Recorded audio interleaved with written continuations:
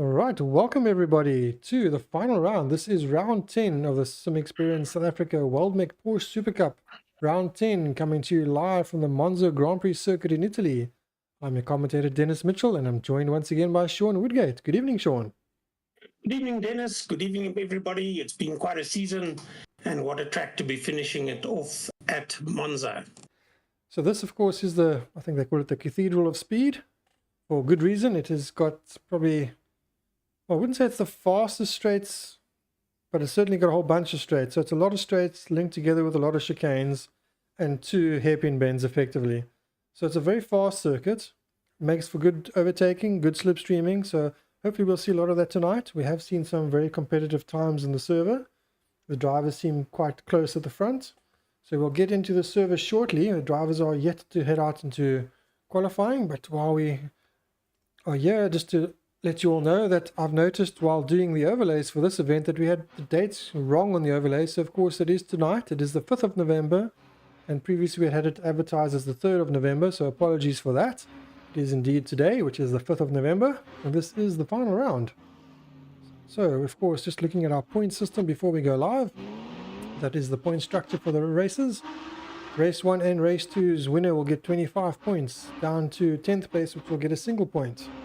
2 points for pole position and 2 points for fastest lap in both Race 1 and in Race 2. Coming into this round, we have Piekus in first place on 428 points. I'm sure the others wish it was 228 points because then he'd be in reach, but he has officially won the championship already. Andre Duppenaar is in second place, closely fought by Sean Olivier in third, so the battle for second is still there, it's open. And in fourth place, we have Chris Collison, who's also not too far back. If he were to have a really good round, there's a chance that he could possibly steal third place. Maybe even second if second and third had a really atrocious round, but it's not likely. But there is still a mathematical chance. Jean Dutoy is slowly slipping down as he's not taken part in the last few rounds. Jason Underwood has been creeping up as he has been taking part in the last few rounds and has missed the first few rounds. And then we go all the way down to 18th place, which is Timo Smith, which did really good in the first round to still be on the points board after only taking place in the first round. So really good round there for Timo, having stuck it out all the way till the end. Of course, we do still have classes. We have a pro class and a veteran class. Pro is effectively everyone, and veteran is drivers over the age of 60. So 60 and older are our veterans. We do have four veterans that have entered. Mostly it's only 3 that have driven. But currently leading the veterans class, we have Marius van Wyk. So we'll just let you all know the points at the end of the race. But for now, Marius is currently leading the veterans category. I believe the drivers are now live, so we can go live. I'm going to jump to that in a second when I just get the right buttons clicked over here. I realize I have too many things clicked. Let me just get over there. Right, we're going to jump live. So this now is the live qualifying session.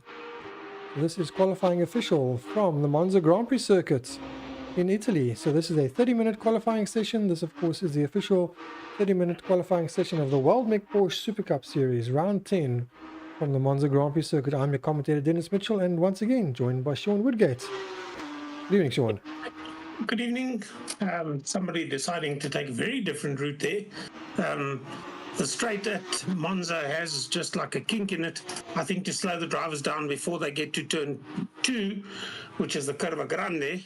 I remember this track so much from the World Superbike days that when Carl Fogarty was still racing, he loved this track in the days that he was racing for Ducati, which is most of them. But believe it or not, I think for 1 year he actually raced Honda. But after you've gone through Curva Grande, there's another. The Italians talk about the Variante.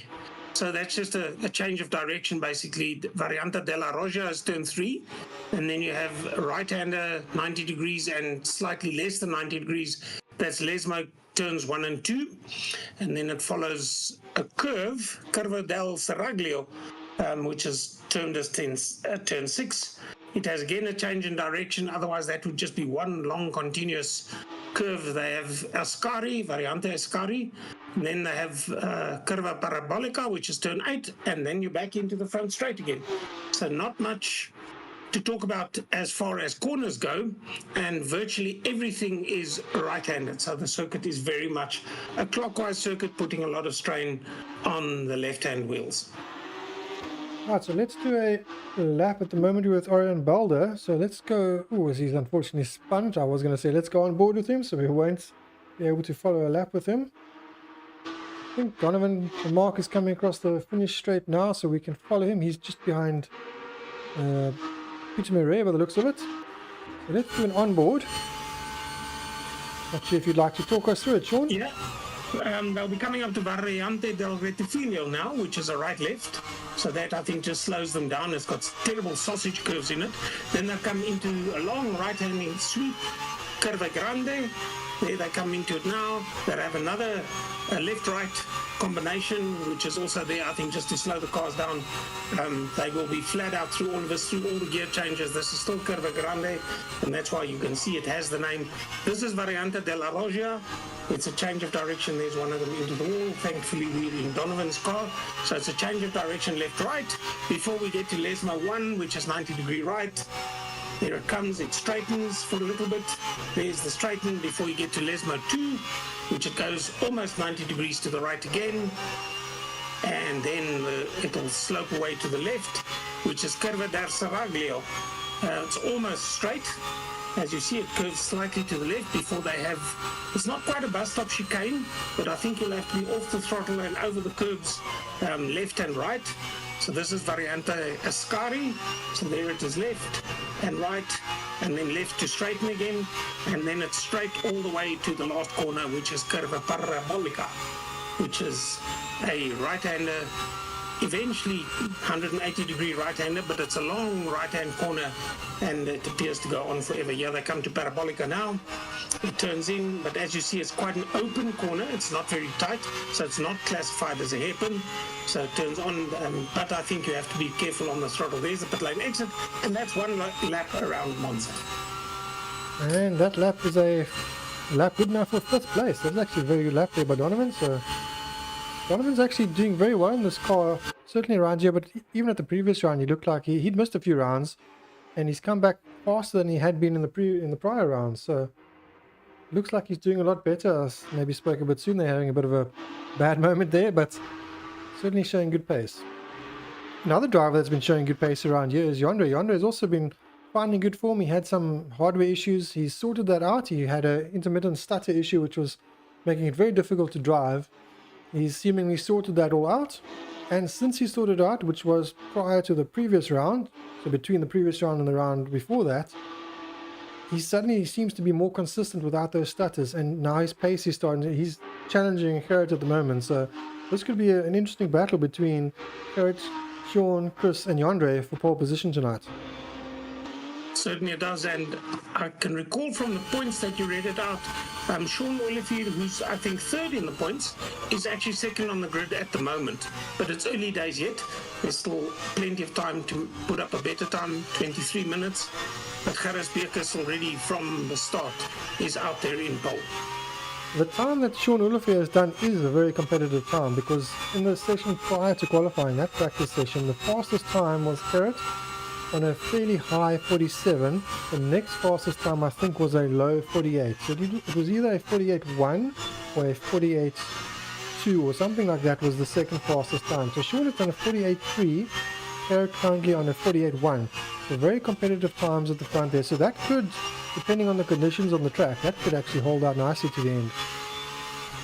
Yeah, the guys are, of course, still finding their feet, as it were, in the Porsche at Monza. Andre Dippenaar, as you said, now that he seems to have sorted what problems he did have, sort them out, he's going quite well, and he's in 4th at the moment, but it's early days yet in the qualifying session. I think the guys will go quicker there. It seems to be somebody joining the track. Let's see, we are 12 now, so maybe that was Mornay de Ploy joining. So certainly once everybody's joined in the race, of course nobody can join the race, so you don't have that slight break. But you can see the straights here go on forever once you've got through the bits of the hairpin, or not the hairpin, the chicanes. So they certainly, it does make for a very, very fast track.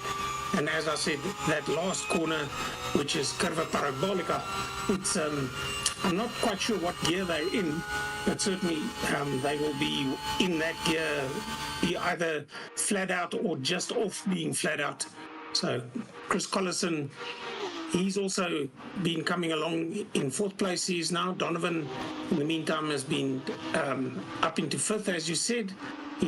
Jason's just overtaken him for fifth, so Donovan down to sixth. But the bits that they do put in, like over there, I think they're called sausage curbs. They're quite vicious. The car we were following when we had that really nice lap round, the very next time he got to the first chicane on the start-finish straight, Variante del Retifilio, he actually got into those sausage curves and you just saw sparks fly. So they're not the sort of thing that you want to meet up with. Gerrit Beukes in the Flying Bumblebee. Of course, something we saw while we were chatting there was Jandre Duppenau's lap put him in second place. So he's currently 2/10 off Gerrit Beukes. So the difference between, well, it looks like Sean and Jandre's times are almost identical. So it is a 48 for Jandre, a 1:48.327, and it's a 48.348 for Sean. So incredibly close times between second and third. They are 2/10 shy of first place, and Chris Collison in fourth place. He did improve slightly on his lap, but unfortunately had a bad last sector from what I saw. So he was fastest overall in the middle sector. I think personal best in the first sector, and then he had a bad last sector. So watch out for Chris Collison on his next lap. I think he might have a good one, as long as he gets that final sector right. And he is on a lap at the moment, so perhaps we can jump to him. Gerrit currently on an out lap. Yeah, the top covered by less than 0.4 of a second. So that's going to, if they can maintain that pace, we're going to be in for a crackerjack race. And let's have a lap with onboard with the fastest bumblebee in Africa. Yeah, certainly it does fly along. We can go through the corners again, or the changes of direction. The first one will be Retifilio. It'll be a right-left. There you see that sausage curb lying there on the left-hand side. So out of Retifilio, they then go through Curva Grande. This will be flat out through the gears on the throttle all the way, I should imagine, in the Porsche before it straightens out. So still all the way, turning right, turning right, turning right. It seems to go on forever. That's why it is called the Grand Curve. Then it's a left-right combination. I think hard on the brakes and change of direction. That is Roja before it goes to Lesma 1, and it's a bit of a distance before Lesma 1 and 2. The two turns, the first one is 90 degrees. The second portion, it has a bit of a straight in between Lesma 1 and 2. The second portion just slightly less than 90 degrees. Straightens out, and then it's actually a curve, Saravio, and it curves to the left, and it just goes on and on. I think to these guys, they will regard it as a straight, and they'll just be flat out before they come to Ascari. Now, Ascari is a left-right-left combination. Yeah, they come to Ascari now, left, to the right, and to the left. I think that was actually one continuous flow until they put Ascari in to slow the traffic down before it got to Parabolica. It used to be a flowing left, yes. Yeah, so that was just flat out all the way, which probably meant they get to Parabolica very, very quickly. Now, Parabolica will be down a gear, maybe two. I doubt that it will be 2 gears, though. Because it's such an open curve to the right and carries on for so long, I think they'll be into top gear as they hit the straight, or they'll probably be in top gear before they hit the straight. But yes, that's another lap. Thank you, Gerrit, around Monza. A very fast-flowing circuit with a few chicanes here and there that slows traffic down. Also tonight, we hopefully won't have the issues we had last week. Last week we had a strange issue with YouTube seemingly having an issue. So everything was running fine. It just YouTube wasn't giving us the broadcast we wanted. So please let us know if everything is streaming all right. Feel free to post any comments just to say, yes, it's fine. Let us know if our audio levels are fine. Let us know if the video is streaming fine. So fingers crossed it is. Going forward, this will be the final race of this championship, of course. We will have a couple of fun races for the rest of the year. We will try and broadcast as many of those as we can. So look out for all of those. Those will also be on Sundays. And then next year, we're going to have a couple of different championships. So at the moment, we have a couple already lined up. We will be starting off with a Toyota GT4 Cup, which is a fantastic car to drive. The guys are looking very much forward to that. We will also be having the Australian V8 series. That will be fantastic. And then we might also have a MX-5 Cup. It is the older MX-5, but it's also great fun to drive. And then also the Renault Gordini. That is another car that we will be racing. So those are 4 different championships we'll be running next year. Although next year what we're going to be doing slightly different from this year is we're going to be doing every second week we'll have 2 championships running simultaneously, and every second week we'll alternate between which one we run. So at least you don't have to watch the full series before you wait for the next one, and that also makes it nicer for the drivers that are perhaps struggling in one series. They can look forward to a week rather than a full series before they drive a car that they enjoy. The other thing also is from next year on, we will be streaming on multiple platforms. So currently we're only streaming on YouTube. We also do have I've just gone blank on the name of it. We have another streaming service, which I will get the name off my tongue in a moment, Rumble. Sorry about that. So we also have the Rumble channel, which we will start sharing properly after this race. So we'll be streaming live to Rumble and to YouTube, and possibly even to Facebook once we get that all up and running. So we're going to try and stream to multiple platforms. Hopefully you can watch us on whatever platform is most convenient to you then. Yeah, we're up to 13 with Dinesh Singh joining the server as well. So 13 unlucky for some. Harvey races number 13, and I don't think he's here tonight. 15 minutes to go in this practice session. Harvey was on in the practice sessions early on, so maybe he's just waiting for load shedding to finish. He might join us later. I know Julian is going to be joining us. He's currently in load shedding, and he's upgraded his wheel. He's thankfully bought himself a really nice wheel.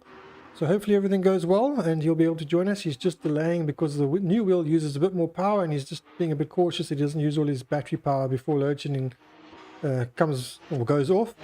So he will be joining us. So we might still have another 2 drives joining us if we're lucky. It certainly will be nice having 15 competitors. Marius van Wyk in the purple machine. And thank you to Chris as well. Chris Johnson saying great broadcast so far here in the UK. Well done so far, all involved. So thank you very much, Chris. Much appreciated. Oh, it certainly is nice hearing people from, and we were actually just at our neighbours prior to this, and my wife said, we've got to go, you've got a race to commentate on. And people looked at me in disbelief and said, where are you going racing this time of the weekend? And I had to explain to them what sim racing is all about and how it works, and that we have competitors from all over the world, which is, we've got Arjan, we've got Chris Collison, we've got Jason Underwood, people that I know of that are not in South Africa. That's Dinesh Singh that you see going along there in the, I'm not if it's stars, yeah, I think it's more than 1 star, so it's in the, or at least 1 star and many stripes. So also recognize that car anyway, and nice to see the pop-ups. Well done, Dennis, that the streaming is working well today. So thanks everybody that is commenting on our commentary and on the setup. Dennis does sterling work, a lot of it behind the scenes that everybody is not aware of, that when things don't work, then they all know who Dennis is. But when things go well, then Dennis is Casper the friendly ghost that makes it all run very well in the background. Well, I guess it's better being the friendly ghost because then everyone is enjoying it. Yeah, it is a lot of fun. And yeah, Dennis approached me probably more than a year ago now, Dennis, to add some spice, to actually add commentary to the racing. And I think it's more than a year later now. Here I am still doing this. So, oopsie. Morne, that's the gravel trap, in case you wanted to know. Here's Rian from the base station. Yeah, the gravel trap's not the fastest way around the corner. Yeah, and the one thing about this circuit Monza, it still has genuine gravel traps. So if you go up, there's the effect of a sausage curb that I was talking about earlier. They are vicious, and certainly you don't want to be going over them either. So rather take off about 5 or 10 kilometers an hour when you get to that change of direction, and avoid the gravel, avoid the sausage curbs. There you can see 2 sausage curbs, and I'm pointing with my fingers if all of you can see it, idiot. But yes, they are quite bad, and you can see the effect that they have on you. There's Arjan Belder, from what I believe, Arjan all the way from the Netherlands. So nice to have Arjan competing in this competition as well.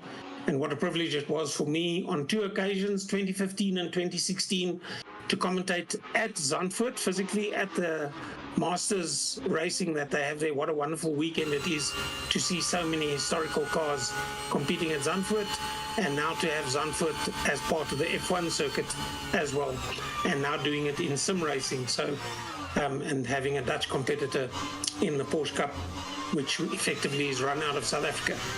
Nice and smooth through that curve or that change of direction. So I'm doing well. I think this is, if I look at this, then this might be Lesmo. No, the curve is too big to Lesmo. The thing is about Monza also being like many of the circuits in Europe, it doesn't have any variation in altitude, which makes life difficult sometimes to find out exactly where you are on the track. But certainly Monza is a lovely circuit to drive with all the straights, and just as I said, a few changes of direction here and there. As the season has progressed, something I'm also noticing, I'm not sure if you're noticing, Sean, the times the drivers seem to be getting more familiar with the car, and this seems to happen with every championship. It seems like they practice before the championship, oh, it's nice. Then the championship starts and they realize the competition is quite stiff. Maybe some of the guys are off the pace, they kind of lose, I wouldn't say lose interest, but they lose that motivation they had. And then the guys that keep on, by the end of the season, they start to gel with the car again, and suddenly things start to happen. We've seen it with a couple of the drivers. So we've got, I mean, look at Arjan Belder. He was probably 6-7 seconds off the pace at the start of the championship. Currently 3 seconds off the pace. And I know from practice that he was faster than that, so I'm sure he will improve. It's good to see that the guys that stick it out are persevering and improving. Yeah. And with sitting in a car with Arjan now, it was nice to see that you actually, for me as a commentator, you get used to the circuit as well. Because I think as a driver, you've got to really get used to what to expect next. And maybe you've got a pit crew telling you, or in your headset, or you've got somebody in the family sitting with a map. But for us as commentators, we've got to get used to what we see. And okay, this one is the parabolica is not very difficult, because then you go straight, or you go into the straight, and you can expect the right-left combination. But some of the other curves that are out on the back end of the circuit, you've actually got to keep your wits about you to see where you are. So as I said, this is Rettifilo. Then the next we can expect is Curva Grande. That just goes on to the right. But as I also said, I think these guys will probably get through the gearbox after getting out of Rettifilo and just get into top gear for Curva Grande before they slow down for Roja. Yeah, so as we were watching Arjan Belder as well, he improved up to 9th place. So he's currently 2.5 seconds off the pace. So just showing how much he has improved over the championship. Yeah, so Arjan in 9th place, that's really doing well. And he's run a 150.2, which is not that far behind Rian van der Westhuizen, who's run a 150.13. So it's if my maths is correct, 0.7 of a second. So 7/100ths of a second that he's got. And so there's a good chance that he can catch up to Rian if he gets in a really good lap. During the week, I know he did do a 149, so he is capable of it. I think it was about a 149.8, 149.7, so he can get into the 149s. So maybe as the track grips up, maybe as he gets his rhythm, let's keep an eye. Maybe he'll improve. I mean, he's gone from being back of the grid, just sort of staying out of the way while he's learning, to now fighting mid-pack. So that's a great improvement. And it's always nice to see drivers that come in that are sort of humbled by the competition, but stick it out and improve. If you want to hear close competition, well, 0.6 of a second is, in racing terms, quite a big gap. That's Gerrit Beekers to Jandre Dippenaar. But I'll give you the lap times. Jandre Dippenaar, 48.327. But on a good lap, by the way. Yes. Personal best. Yeah, I'm reading their best. Chris Collison at 48.333, so that's really thousands of a second. Sean Olivier at 48.348, and then we get to a little bit of a gap. Jason Underwood at 48.579. So second, third, fourth, and fifth are very, very close together. And if they're going to be that close together in the race, it's going to be a good race. The question is just, can somebody get onto Gerrit Beekers? Was it Chris that struggled with the gear shift on the start last week and the week before? It was Chris and it was Gerrit, actually. Yes, so hopefully that doesn't happen to anybody and we get good starts off the line, because the position of where the start line is compared to where the first corner is, the start line is basically just as they get out of Curva Parabolica. It's almost at the start of the straight. So they have a long piece of the track before they get to Retifilio, which is that right-left with all those sausage curves, and with 2 or 3 cars maybe abreast. You don't want to be 2 cars or 3 cars abreast going through that corner. But then they have all of the Curva Grande to sort themselves out before they get to Rogia. So hopefully everybody will get a good start and get themselves sorted out before they get to turn 1, which is that right-left combination. Unfortunately, while we were watching Yonder, he was personal best middle, personal best first, but his last sector he lost a bit of time. So he actually managed to improve, but I think by 0.002 of a second, so not by much. Yeah. Another thing that we are doing for this round is we have actually have a brand new safety car for this round, which is thanks to the South African rugby team winning the World Championship. Some of our drivers would like to celebrate that, so we've created a South African rugby based skin. So our safety car actually has a South African rugby celebration all over it. So if there is an incident into turn 1 in the races, either race 1 or race 2, the safety car will be deployed, which is driven by the computer. It will be out for 2 laps. The drivers can then enter the pits, repair their cars, and it will then return to the pits, and then the race will carry on. So if there is an incident in turn 1 in either of the races, you will get to see our new safety car. Otherwise, it is parked safely in the pits until then. Yeah, we can speak rugby against New Zealand. We can speak cricket against New Zealand. But one thing that's a big no-no today is talking cricket against India, because certainly... Oh, another thing that was a highlight today is the lady team did very well. I think it's in the Africa Cup. So a lot of festivity, a lot of sport happening out in the world at the moment. And nice to be here involved with the sim racing and having the people's wish to have the Springboks also honoured in the sim races. So well done there. Yeah, whether you like it or not, it's always nice to support what other people like. So it's good to show your support for the different nationalities and the different sports. You know, we do mostly motorsport, but it doesn't mean that there are people that don't like other sports. So yeah, whatever floats your boat, yeah, it's good to support everyone. Right, Jason Underwood about to finish a lap. Don't know that it will improve. Personal best sector 1, slower in sector 2. Alright, as he comes across the line, he does not improve. As we see a message from Stanton Augustus saying, Monza, the Temple of Speed. Good luck to everyone. Yeah, unfortunately Stanton not joining us, but good to have Stanton in the YouTube. So, evening, Stanton. Good evening, Julian, and welcome. So Julian has joined as well. Yes, and Jason has just gone off. Alright, D Nash now starting a lap. D Nash also showing good form in the last couple of races. He had some really good results.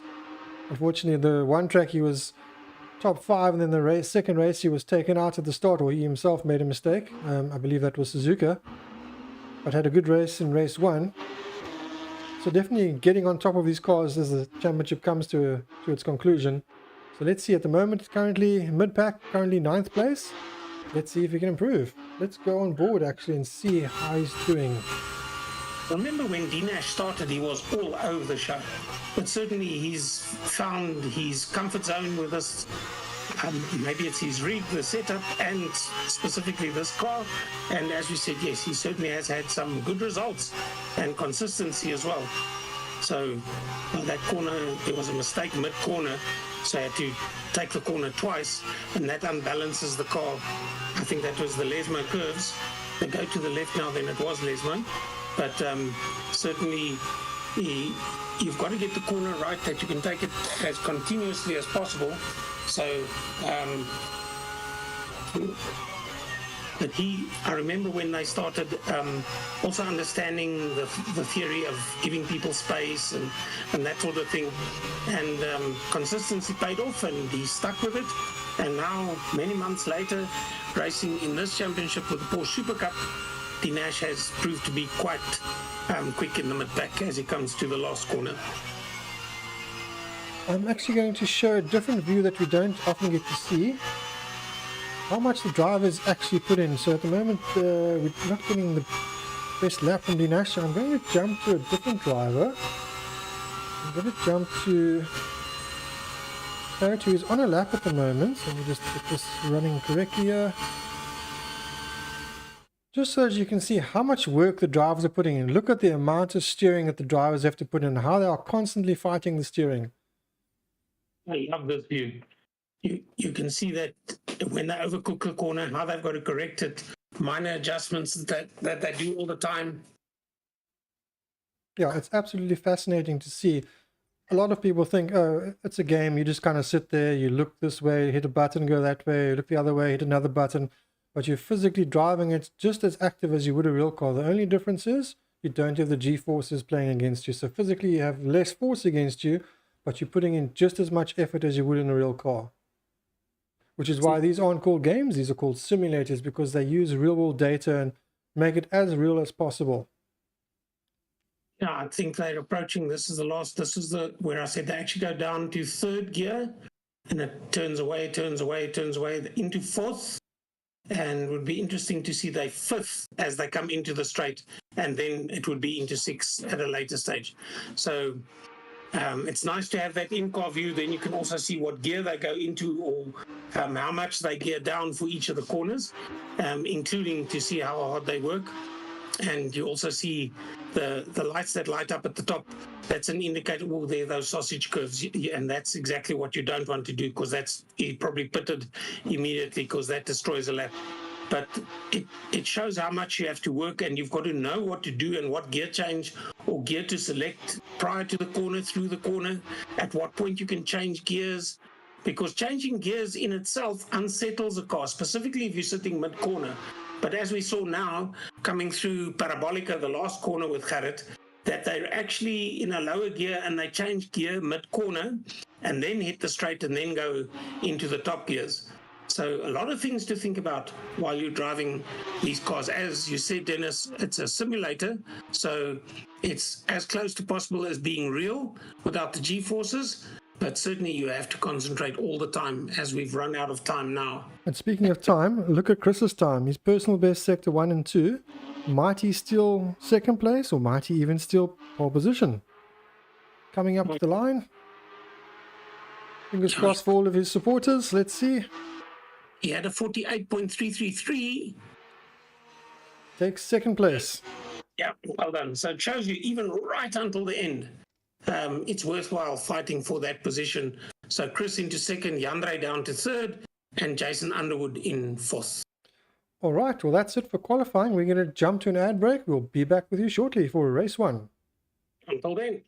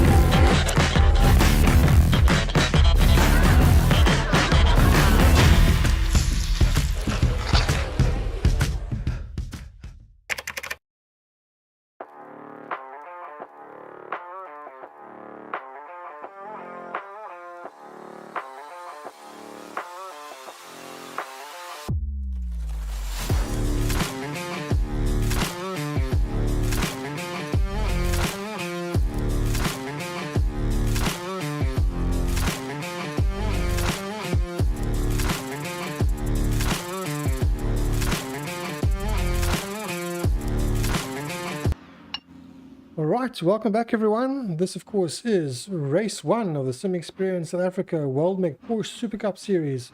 This is the final round, round 10 of our series. Of course it is the 5th of November today. So apologies for the previous round saying this round would be on the 3rd.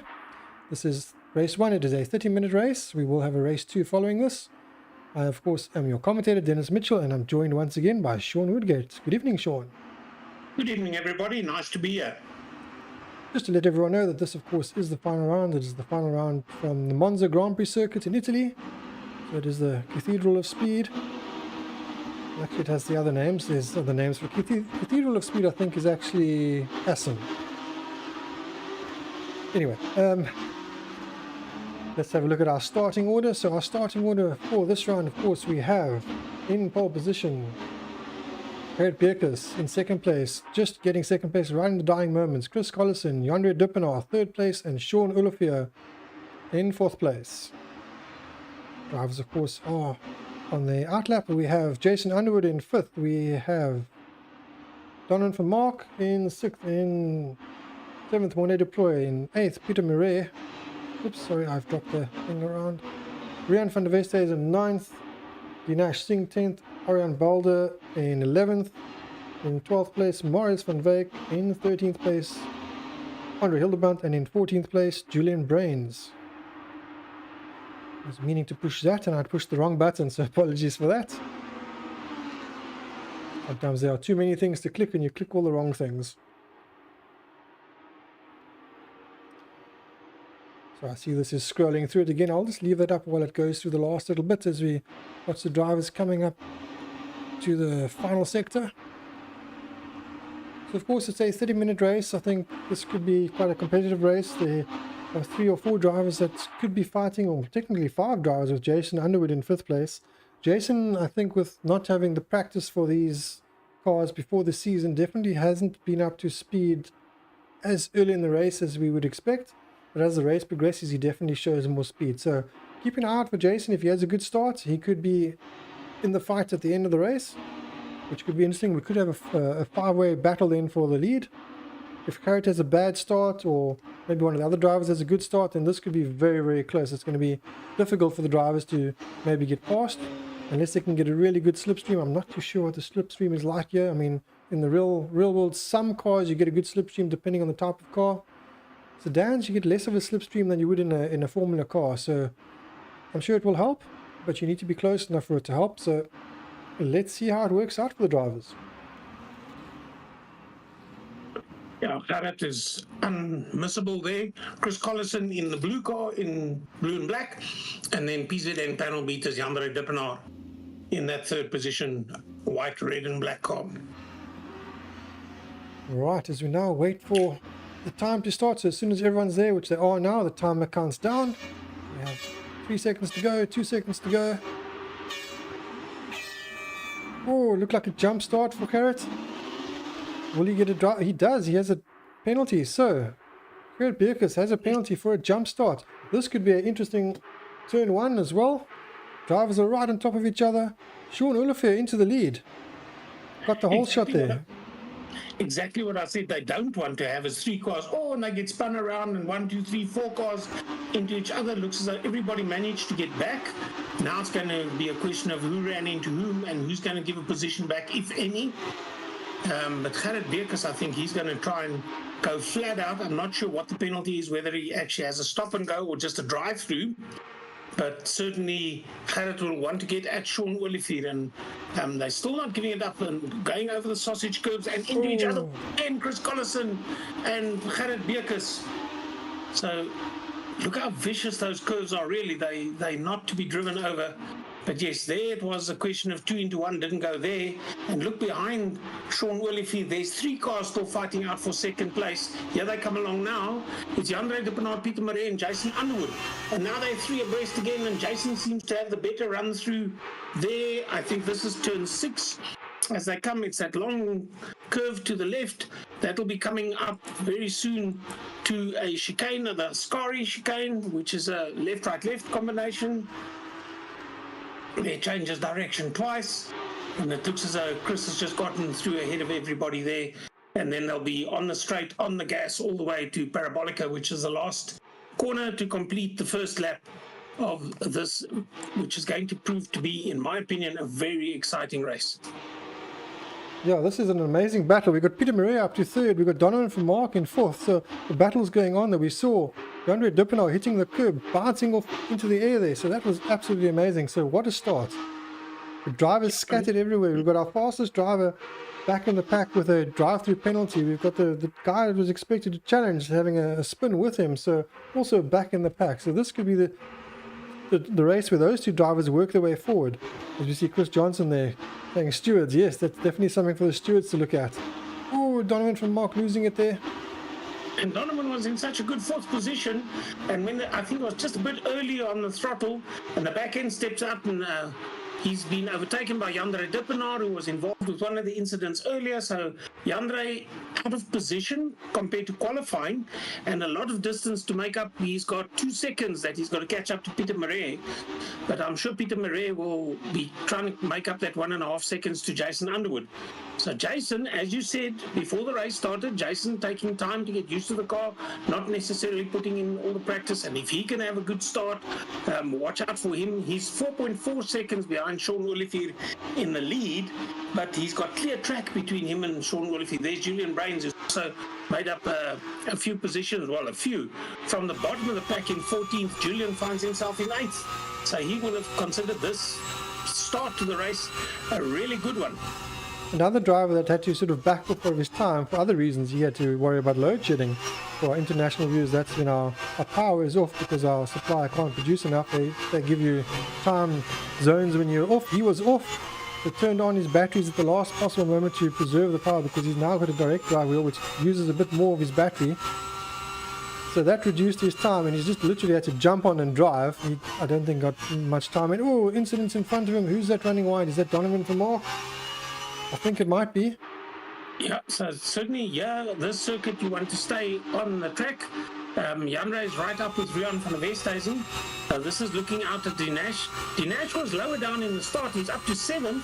Donovan van Mark just right there next to him, car number 95. And there in the distance you see the PZM panel beaters car of Jandre Dippenaar and the green and yellow car of Rian van der Westhuizen. So this is all happening. This is that first chicane on the straight, and it certainly does slow the cars down as they then go back onto the throttle again. And what great views we're having from front facing out of Dinash's car, and then Donovan rear facing out of his car. So these 4 cars are running. Let's find them. Dinash 1, 2, 3, 4. It's Rian in 4th, Jandre in 5th, Donovan van Mark in 6th, and Dinash in 7th position. And the car that's directly in front is Donovan, and in front of Donovan is Jandre Dippenaar, who's definitely been one of the faster drivers, but seems to be struggling. Now, we saw a little bit of incidents at the start, and he was one of the drivers that hit a curb and the car became airborne. I wonder if he's maybe struggling with some kind of damage because he seems slow at the moment. There goes Donovan making a move on him. Yeah, Donovan gets alongside. I think the car is fine in a straight line. It might be a challenge to get that car turned into the corners. So it might be suspension, alignment change or something which has caused he has the racing line into the corner, but he leaves enough space for Donovan. That's well done. So just giving each other the little bit of space, and Donovan gets past. And of course, right behind them we have the Dinash battle as well. Dinash, Morne Deploy, Julian Brains. In fact, Morne Deploy is a little bit further back. So some good battles going on here. Of course, we've got Sean Olivier heading off into the distance, scampering off to hopefully get his first win of the season. That would be fantastic for him. And of course for Team Thorax. Right, all the teams certainly out there. Sean Olivier being in the lead. Even a bit of a moment there for Marius van Wyk. I think he was off and back on again. But Sean Olivier still has a 4.7 second, 4.5 now, depends who's on the throttle when, lead ahead of Jason Underwood. So I think Sean would have, well, I wouldn't say dreamed. You always think that you can make pole, but certainly a good start. And he stayed out of trouble in those early fracas that took place. So he manages. Let's see where Gerrit has. Gerrit been in and out. He must have been, if he's in 12th, he's probably gone in and out to serve his penalty. His next target is 10 seconds ahead of him is Marius van Wyk. That's in the purple car. He has a car. Yeah, Andre Hildebrand in the pits. That looks like he's in for either repair or fuel because he's stopped. So I don't think that would be a penalty. Yeah. I was keeping an eye out on Gerrits, wondering if he would come in. I don't think he's been to the pits just yet. Correct me if I'm wrong, if anyone knows, but I think him being at the back is purely because of the spin that they had between himself and Chris. So he got off worst of that. Mind you, Chris is intense, so yes. So Chris more than likely got going before him. So he's got 5 seconds to catch to Mornay deploy. But he's just put in the best lap time of 49.685. So Chris is on the move. And of course, the battle in front is there's lots of cars in front. So there's a pack of 3 between, as we see Rian van der Weste isn't spinning there. Unfortunate for Rian, he's having a bit of a moment there. And Chris has just snuck past him. Yeah. So you can't, for instance, Julian Brains, who qualified last, I think, is in 6th position. So what an excellent race Julian is having with all the things happening ahead of him. Yep, he's got ahead of Dinesh Singh. He's ahead of Mornay Deploy. And in front of him, he's got Yandre Dippenaar. So if Yandre is driving wounded, which he suspects he might be, Yandre, of course, is having an almighty battle at the moment with Donovan. I'm sure he wasn't expecting that. You never know. Julian could actually get up to possibly 4th place. It looks like Peter Murray is doing very well at the moment in 3rd, and he might have that quite secured. Donovan having a bit of a moment there. Yeah, that allows Donovan to...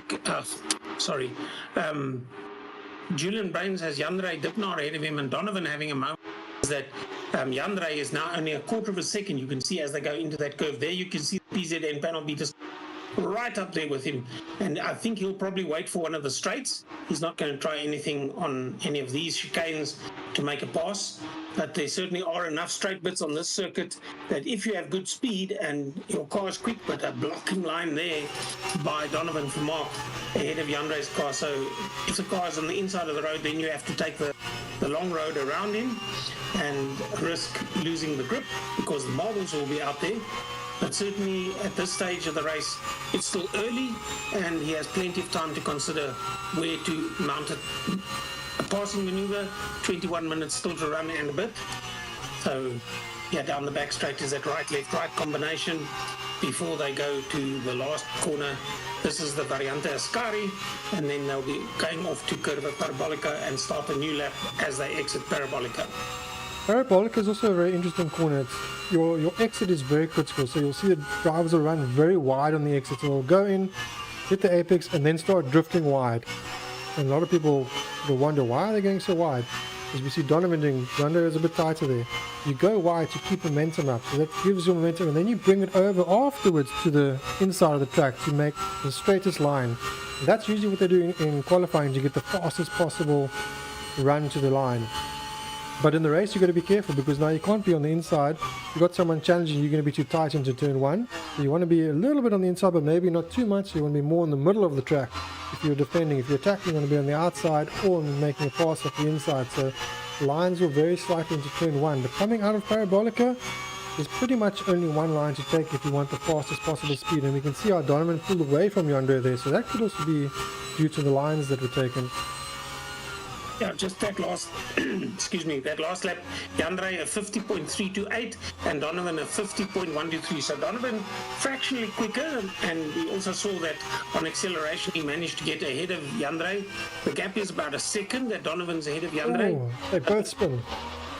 And all in isolation of each other. Interesting. And there goes Julian.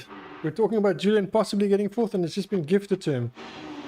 Yeah, Julian's having a stunning race, but he's got a battle with him. Dinesh Singh, Mornay Deploy, and Chris Collison.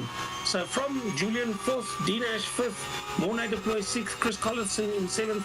That's a battle of note that's hotting up now with Mornay Deploy just behind Dinesh as well. So he's also a participant in all of this. So he's off the racing line, and that slows Dinesh down. But luckily with the double change of direction, he got in the way of Mornay again, so Mornay couldn't get past because that's just the way that the track went. But he's certainly staying with him on the straight, and they'll be fighting for quite a while, I should imagine. Look at the last laps in the 51s and 52s. Julian Brains up to 3rd. Would you believe it? Peter Murray has gone off. He's gone off from 3rd place in the final corner, unfortunately. He drops down to 9th, 10th, falling down the lap scoring monitor. So Gerrit Beekers up to 10th, so Peter Murray down to 11th. Gerrit Beekers, the fastest lap of 48.964, even though he's in 10th place. And we're still wondering whether he has that penalty to serve. But look at this battle. Certainly, Dinash in 4th, Julian Brains in 3rd, and Jason Underwood in 2nd position, although there's a big gap ahead of Dinash to Julian. So it's Dinash, Mornay Deploy, and Chris Collison are the 3 cars that are very close together. And of course, our leader out in front is Sean, just having made a mistake as we went to him there. So Sean out in front with a quite commanding lead of almost 5 seconds, was over 5 before making the mistake. So Jason having a great result, and this will do his championship wonders with other drivers having an issue. The main championship drivers, of course, coming into this round, there were jokes. Julian had joked about the positions and who he had to catch to move up in the championship, and he was suspecting it would be Rian, and the joke was, and he still made, oh, Rian's too far ahead, I can't catch him. It's a 7-point difference between the drivers. Well, we have Julian currently in 3rd and Rian down in 9th. So that joke that he had made could be reality. He could actually pass the drivers that were ahead of him and jump up the championship by probably 4 places. Yeah, certainly if you look at this battle that's coming towards us now, led by Julian Brains, then Dinash Singh, then Mornay Deploy, then Chris Collison. So certainly very tight in those 4 positions. And there you can see a lockup there from Mornay. So that's not going to serve him. He's more than likely going to get to the outside of the corner more than what he would have liked to. But as you were explaining, that is the racing line now. Dennis, as they come into the straight to do another lap. But Julian Brains is a long way behind Jason. Jason has cut the gap between himself and Sean Olivier down to 3.3 seconds now. So that still could be something to watch out for towards the end of the race with 18.5 minutes to go. Oh, there we see Monet making a mistake, I think. Yeah, I think he did that in isolation, and he probably loses a position or 2. I'm not sure if Janre is close enough. Let's see Janre now. Janre is 3 seconds back, but certainly Mornay losing a position to Chris Collison. Dinash in 4th position, and Dinash less than a second behind Julian Brains. There's Julian, Dinash, then Chris, and a little bit further back is half a second back is Mornay Deploy. And sorry, the button, as Chris is saying there, storming up the field, Chris. So yes, Chris is working his way up the field very nicely at the moment. Currently 5th place and catching. Yeah, so whatever happened in the start is all done and dusted. Chris just going a little bit wide there. And of course, you don't grip very well when you're that wide off. But Julian Brains has had a dreamer. He's running in 3rd position. He can't relax for an instant because 0.6 of a second behind him is Dinash Singh. And behind Dinash Singh, Chris Collison, then Mornay Deploy. So Mornay also making life very difficult for Chris Collison. And I think from Chris's point of view, when you've got somebody that close behind you, you can't really concentrate on attacking the car ahead of you. So, but he's trying his best. And certainly Chris Collison, if you look at the last lap times, 152.15 was slower than the 151.7 of Julian Brains. So Dinash Singh, how did that happen that Dinash is up into 3rd? Was that a mistake by Julian? No, he made a pass into the parabolica on Julian, but he ran a bit deep going in, and Julian's cutting back on the inside now. It looks like Dinash has more momentum, and Chris might actually take advantage of this. Dinash actually makes the pass because the turn is to the right. I wonder whether Julian's going to slow the car down. He actually has managed to slow the car down very nicely. And in doing so, he blocks the line. And Dinash, to prevent running into him, has got to really get the throttle and onto the brake. That means Chris Collison is going to be right onto Dinash now. And that was a perfect block pass, which are perfectly acceptable to do. That is how you do a block pass. Put the car where no one else can get past. Get the exit on a chicane like that. They can't come back at you. Oh, Chris trying the same. Will he get it done? Oh, Dinash just covered him off there. Looks like Dinash has disappeared slightly there.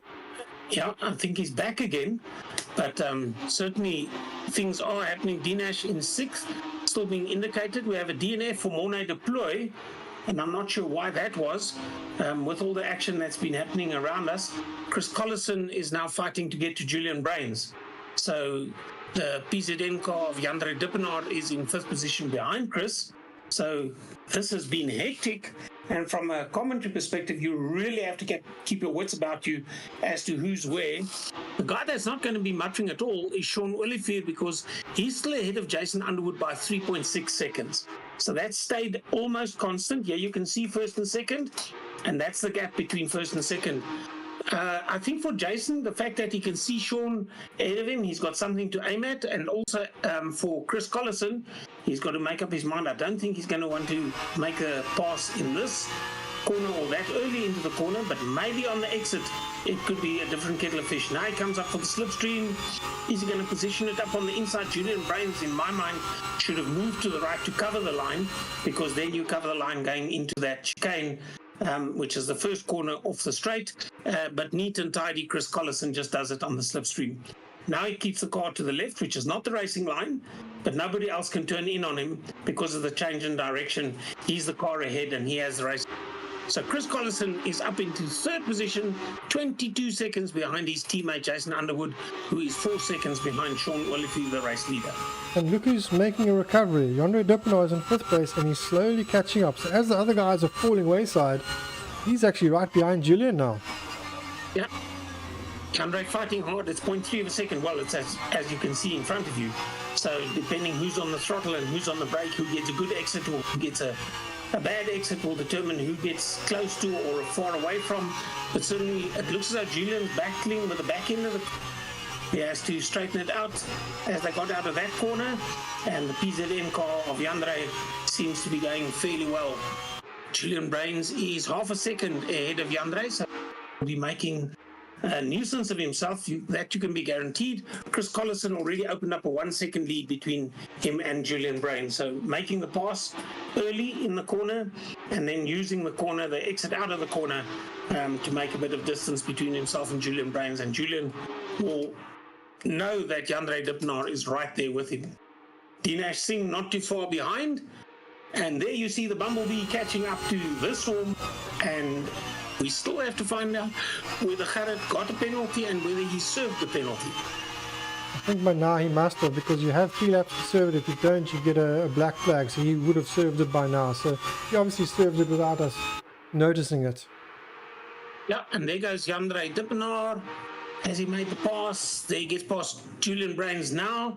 And that's all on the slipstream. But Julian still has time to position the car, but I think he's too far ahead.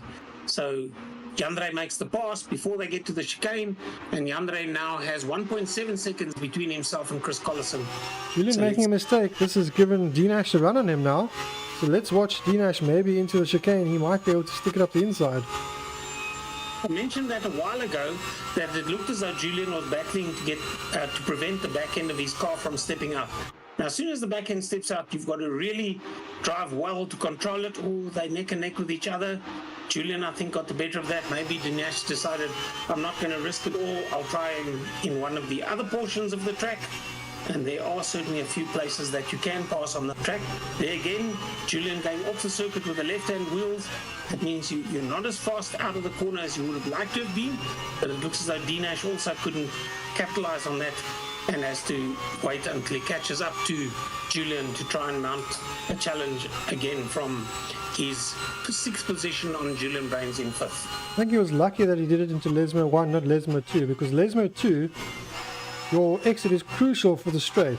Lesmo 1 you can get away with it, you can sort of maybe lose a little bit of time, but then you gather yourself. As long as you get out of Lesmo 2, what you've lost you can still defend. If you do it out of Lesmo 2, you're in trouble. You're going to have someone coming up inside of you into the, what's it, a Ascari. Right, just under 10 minutes to go in this race, and what's the gap? Oh, look at that, smoking the tires. Will he hold it? Oh, there he goes. No, it's gone. Did Gerrit get past him? It looks like it, yes. Nice switch of cameras there, Dennis, because it looks as though that was just almost inevitable to happen at some stage. So now Dinesh is ahead of Gerrit Beerkes. So Gerrit, with a stroke of luck, good driving, call it what you like, he was just, that could have ended disastrously for both Dinesh and Gerrit. But Julian now down into 8th position with that mistake. But now it means that Gerrit Beerkes is only half a second behind Dinesh. It's what you see with the overhead camera shot now. And the Bumblebee is chasing the stars and stripes of Dinesh Singh as they race on. 5 seconds that Dinash is behind Jandre, so I think Jandre is going to be fairly okay with that. But Jandre 1.2 now just a second behind Chris Collison, so he could make life difficult for Chris Collison. Chris Collison all of 22 seconds behind Jason Underwood, who still stays that 3 point whatever seconds behind Sean Olivier. So Sean Olivier doing exactly what's needed to maintain first position. Gerrit looking very hard here at Dinash. I think Dinash is going to have to go very defensive now, but I think Gerrit is going to make it fairly soon. He certainly carried a lot of speed out of Lesmo too. Let's see into a scar. He's going to take it up the inside. He's looking. Don't know if he's got enough room to make the move. It would have to be a heavy lunge and he'd lose a lot of momentum if he did. So I think maybe into Parabolica, or maybe even out of the exit out of Parabolica onto the main straight. He's right up the bumper there of Dinash. Yeah, Parabolica is such a long curve, as we said, and it involves gear changes and more than one potential racing line. He has a nose up the inside. He's next to the wheels. Is he going to do it on the brakes as they go into the corner? And it looks as though that seems to be settled. And he has a good exit speed as well. And there he takes the line that you're talking about, drifting the car outside, as does Dinash. But Gerrit Beek is now into 5th position and 6 seconds behind Jandre Dippenaar. So with the short amount of time remaining, only 7 minutes 20, I think it will be a lot of ask to get Gerrit higher than 5th position, unless, of course, a mistake is made by any one of the drivers ahead of him. And look at this. Jason catching up. He's now 2.3 seconds behind Sean Olivier. Is he going to steal Sean's thunder for the night? I'm sure Sean is dying to get a race victory in the season. And Jason is catching. Jason, I think, also is dying to get a victory. But this is... Mistake. Yeah, a mistake there. Jason, of course, is our defending champion, so we know he's fast in Porsches. This, of course, is a different Porsche to what we used the last championship, but he's fast in a Porsche. So I'm sure Sean is watching his mirrors. Yeah, I think the characteristics of the Porsche are similar. I remember when we ran in the GT3 series that they were talking about what the different cars do and how they handle full fuel load, lighter fuel.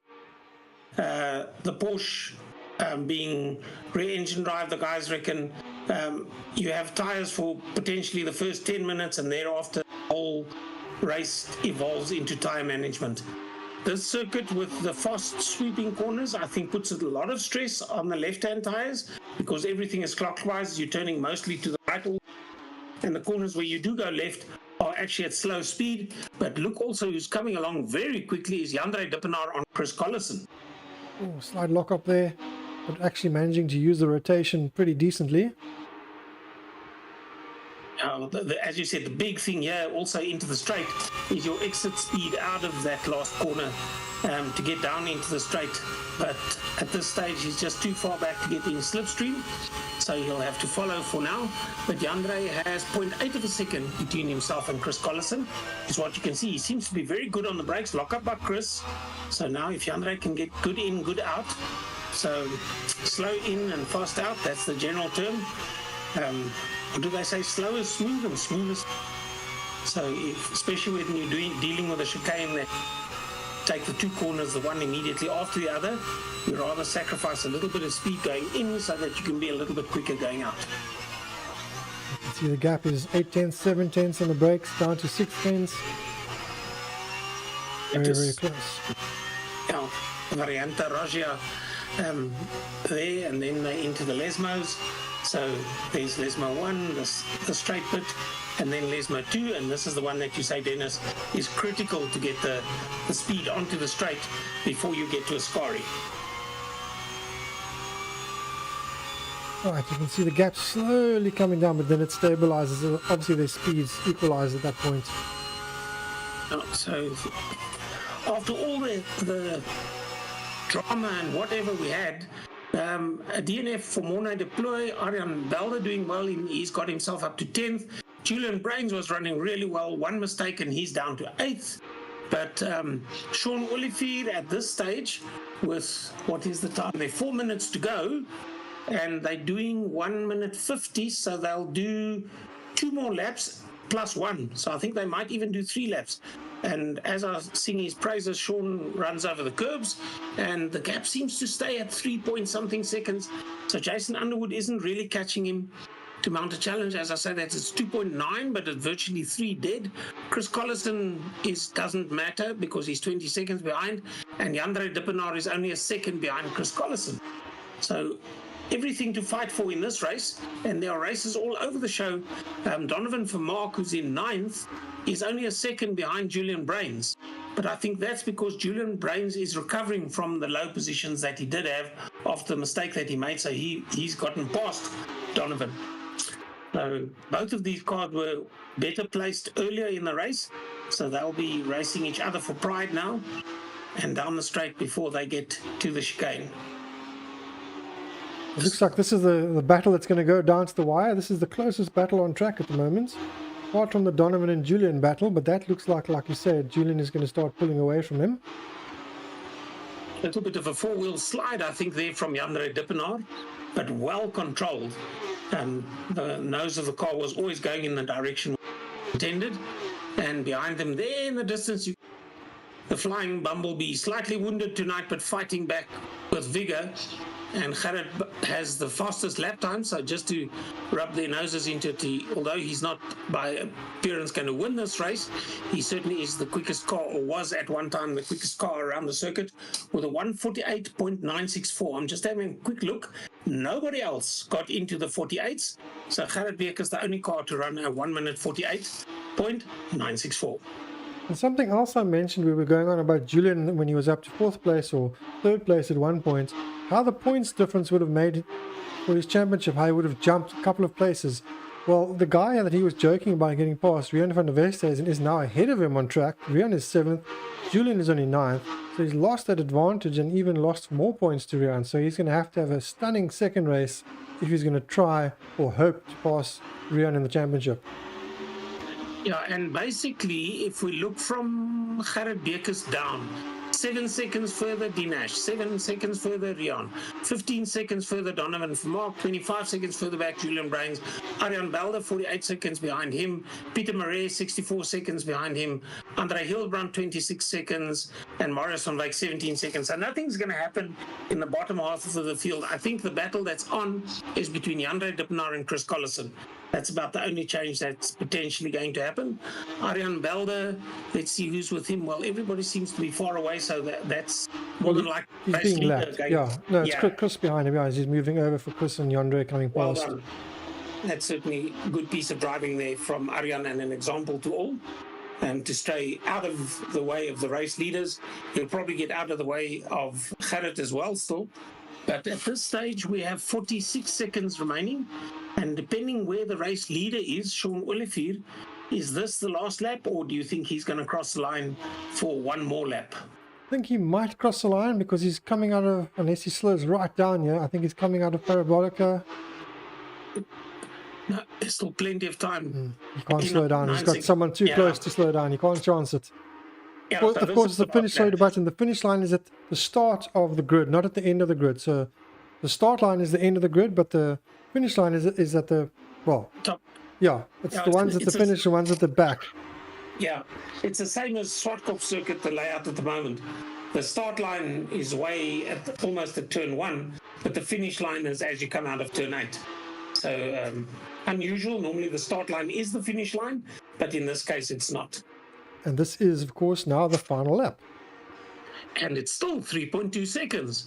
And if you look at the last laps, it doesn't give a last lap for Sean Olivier, unluckily, but a 150 for Jason Underwood, a 150.6, a 151 for Chris Collison, a 150.8 for Jandre Dippenaar, who's half a second behind Chris Collison. That'll be an interesting battle to watch.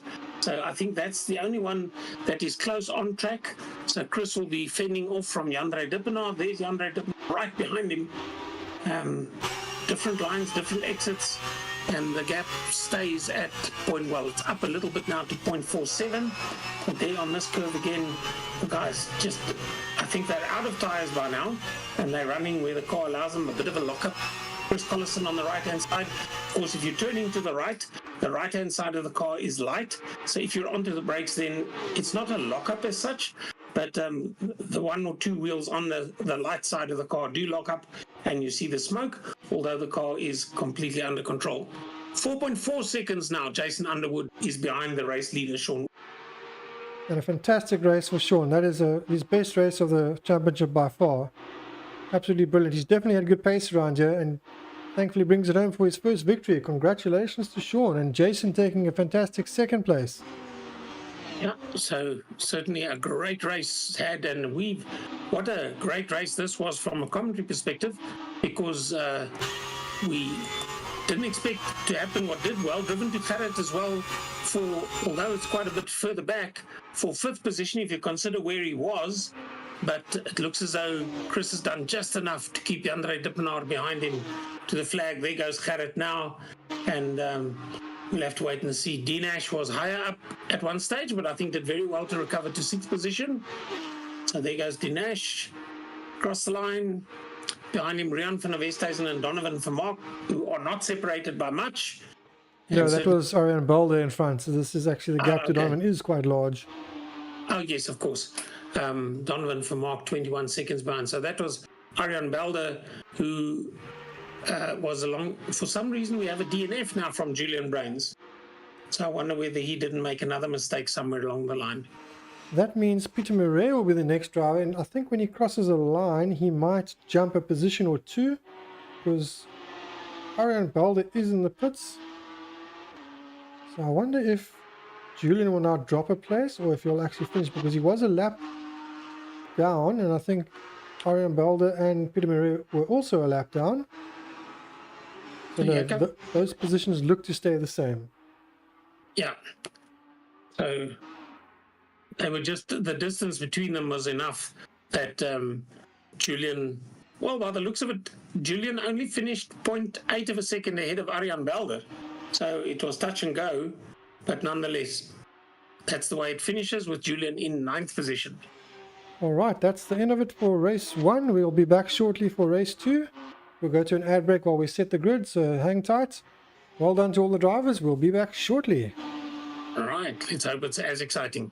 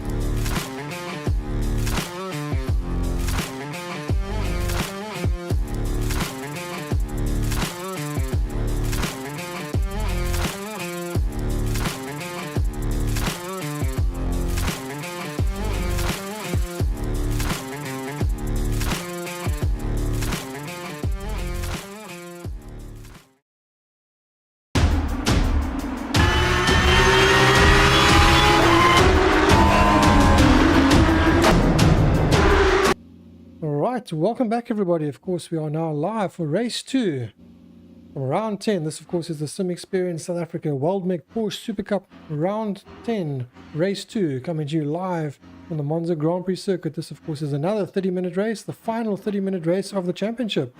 I'm your commentator, Dennis Mitchell, joined once again by Sean Woodgate. Good evening, Sean. Good evening, Dennis. Good evening, everybody. And we certainly do hope for as exciting a race in race 2 as what the drivers provided in race 1. Race 1 was an exciting race because there was a bit of commotion at the start. Thankfully, nothing that was too serious that required the safety car. But we never know, we might have that in race 2.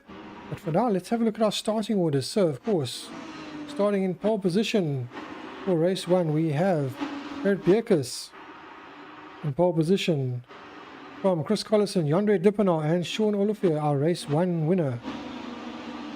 In 5th place, Jason Underwood. In 6th place, Donovan Vermaak. 7th place, Peter Murray. 8th place, Rian van der Westhuizen.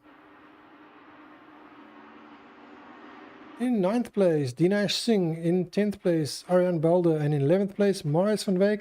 12th place, Andre Hildebrandt.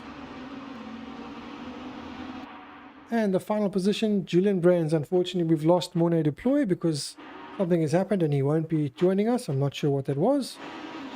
Sorry to say, he won't be joining for the final race. Yeah.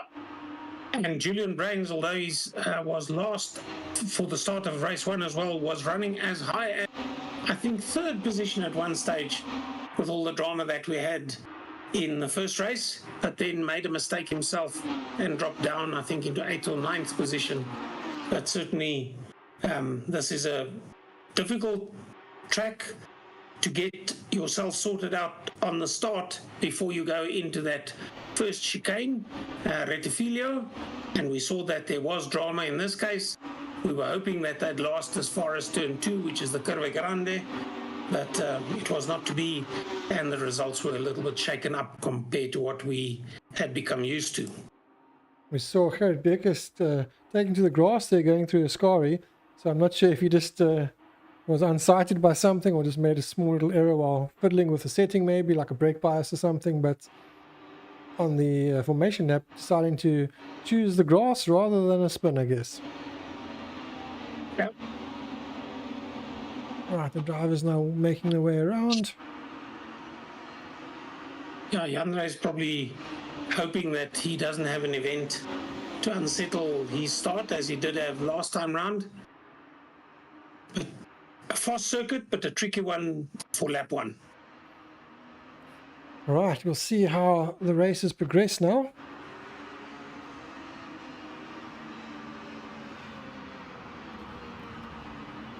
Right, so of course now the formation lap is now over. I'm just going to jump over here quickly for a second so you could just watch the timer for us, please. Yeah, keep an eye on it. Looks as though some guys are still not there. It clicks down now. 7 seconds before we are racing. 4, 2, 1. Oh, jump start there for, I think, P1, 2, 3, 4, 5. Is that Mark? Yeah. Yeah. So that's P6. In fact, Donovan was a little bit quick on the foot and let the clutch drop. But certainly, Gerrit Bierkes had a round, and everybody slots into position. I think they've learned from round that 3 cars abreast into that turn 1 don't go, and now they'll have that long curve to the right, Curve Grande, which will get them all into single file, and it'll be a much better tale to tell from a driver's perspective than what we had in race 1. So with that all being said and done, is the Flying Bumblebee going to be off into the sunset again? Yeah, this could be a different race to race 1. Race 1 was quite exciting. In the background, we see a little bit of action happening there. Not too sure what all has happened. Yeah, and across Donovan Vermaak. He stayed out of the way of everybody. Big incident there. I'm not sure if he's damaged. Perhaps the safety car will come out now. Because that is some severe damage there. Yeah, that was a big knock. So he's back on the track. Seems to be the car going in the direction that the circuit's going. So that's probably a little bit wider than he would have liked to have gone out of that corner at that fairly slow speed. It seems to have, oh no, that car is very twitchy at this stage. But it's back on the track, and looking at the front of the field, is at the front five are really, really close. Gerrit Beekers, Chris Collison, Jan-Andre Dippenaar, Jason Underwood, and Sean Olivier in fifth position. And then it's a 5-second gap to Dinesh Singh with the Stars and Stripe car further back. So those front five very close and holding their positions. If we stay with this for a while, we might just see Dinesh pop out of there he does. Only just get to see Dinesh as he comes out of that last curve parabolica. And these guys seem to have settled into the positions now. Nothing really to mention, except that they are still very close. It's early in the race yet. But the other thing is that Jan-Andre Dippenaar in the PZM panel beaters car, he's going to get to Chris Collison or not. He's only half a second behind Chris Collison. So he's going to make life difficult for Chris Collison. Already a 1-second gap between Gerrit Beekers and Chris. So Gerrit has decided the last race of the last race meeting, I certainly want to win this one, as I've already won the championship. So we'll have to wait and see if anybody's going to be able to catch him at all. Of course, race one, Victor is in 5th place at the moment, so watching all the guys in front of him. We know Sean is fast here, having won the race, but also having good pace throughout the week in the practice sessions. So we'll see, maybe he can get past the guys in front of him. He seemed quick at the end of the race, so let's see how it goes. The guys have learnt a lot. Yandre has avoided any damage, so let's see. Chris is currently in 2nd. We know Chris is very fast. At the end of the race, he had good pace as well, but Gerrit was working his way forward, but it is very close between Chris and Gerrit. Let's see, maybe Chris can challenge towards the end of the race. Yeah, the handling characteristic on these cars change as the fuel load changes, and also, of course, as the tire wear affects driving as well. We've mentioned it in the previous race that the first 10 minutes or so you have good grip, and thereafter tire maintenance becomes a dominating factor with these cars, even though the fuel load gets lighter. Certainly down to Sean Olivier, the 2nd, 3rd, 4th and 5th placed cars are less than half a second apart of each other. Gerrit Beekers has 1.3 seconds lead ahead of Chris Collison this early in the race already. Yeah, kind of just pulling away quite comfortably, 1.2 seconds after effectively 2 laps. Yeah, and I think that's the way he'll want to leave it. But certainly the fight is on between Jan-Andre Dippenaar trying to catch Chris Collison, Jason Underwood trying to catch Jan-Andre, Sean Olivier trying to catch Jason.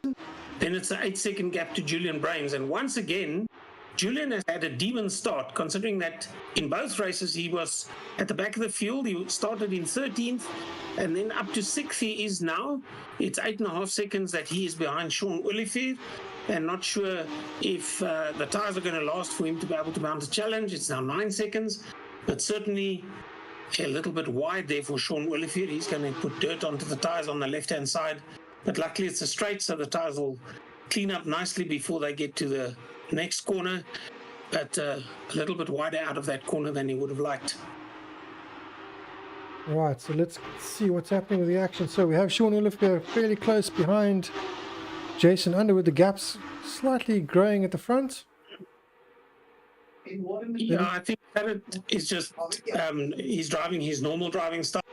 He puts up a good time quickly, and he was lap after lap. He was the quickest car, and the first lap, well, obviously it's the first lap, he was the quickest. The second lap was a purple again, and lap 3 is a purple again. He's down to sub 50s, running at a 49.268 at the moment. Who else has run a 149? Jason Underwood has run a 149.913.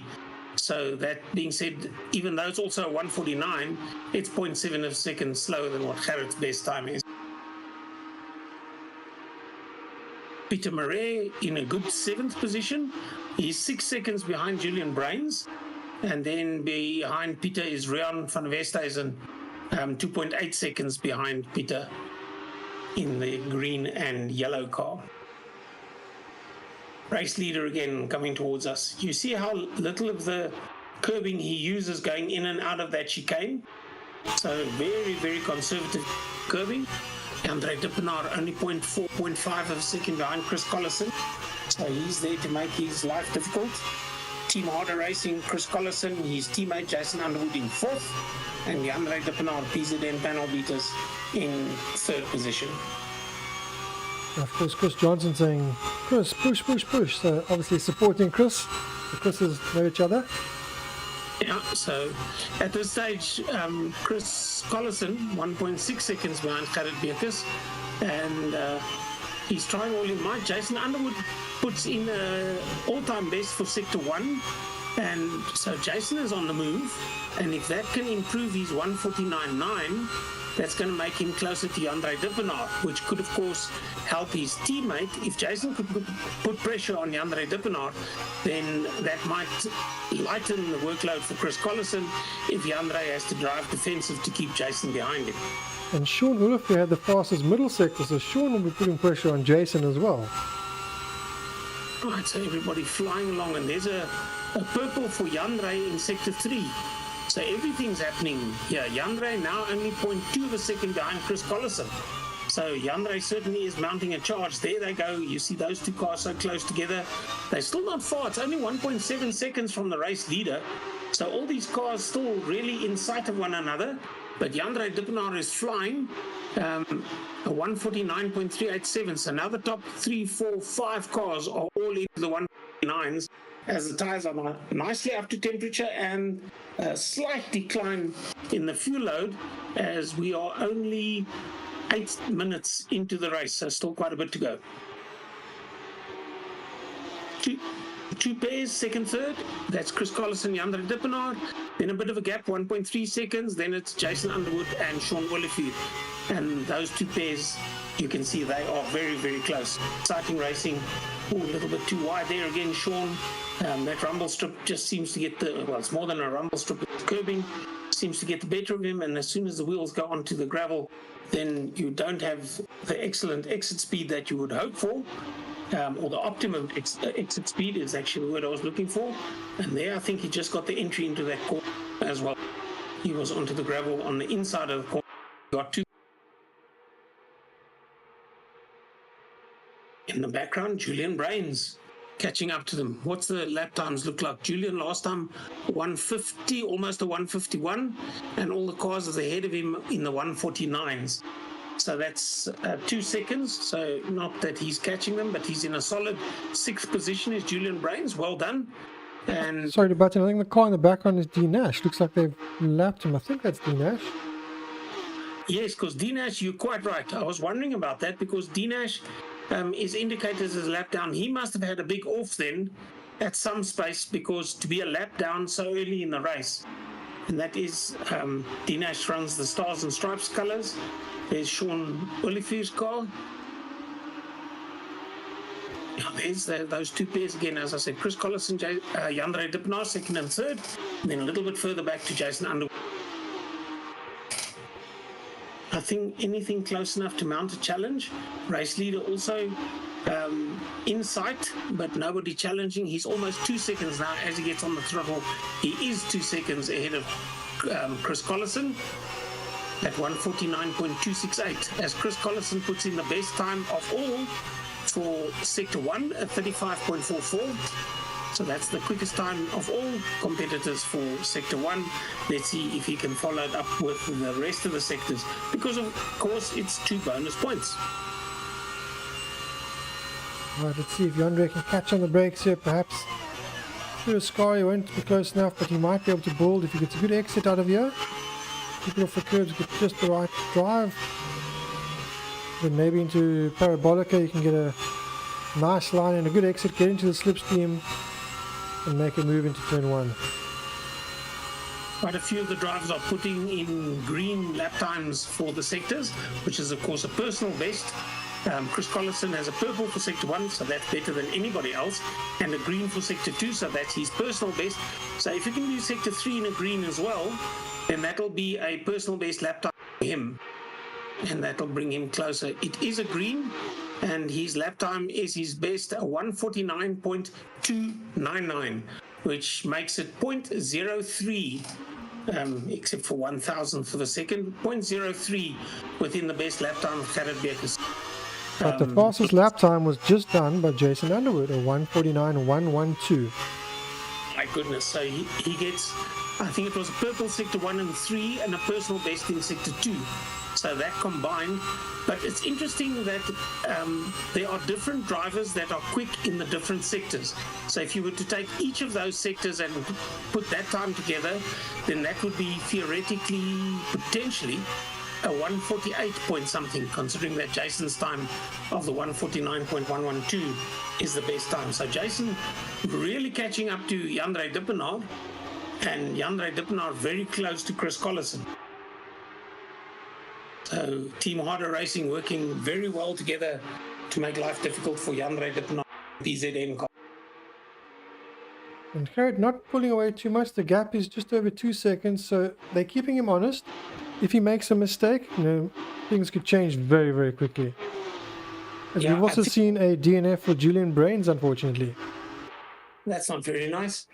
The other thing here is, well, there's two things. You've got to first finish first. And secondly, if you're trying to conserve tires, then it might look spectacular to be in the lead by 5 or 10 seconds. But in doing so, you might put excessive wear and excessive risk in wearing out your tires prematurely. So maybe he's just driving conservatively enough to maintain that 2-second lead over Chris Collison and let the guys behind. Look how close Jandre Dippenaar is to Chris Collison. Out of the slipstream, he's going to put the car up on the inside and do the lunge into the chicane. Oh, there's a bit of rubbing and he spins it out all himself. But now Jason is right behind Chris Collison with a better exit speed. Look how hard Jason Underwood was working at the car, avoiding all the competitors ahead. And from fourth, Jason jumps to second. Chris Collison maintains third. Jandre Dippenaar from a second position down to fifth with a spin in the chicane. So I said it before when we went through the track in the practice round. I said, I don't think the chicane is the place to actually do a pass if your car isn't well positioned. And in that case, it was a 50. And we're not sort of blaming anybody or saying the one is a good or the one is a bad driver, stating scene.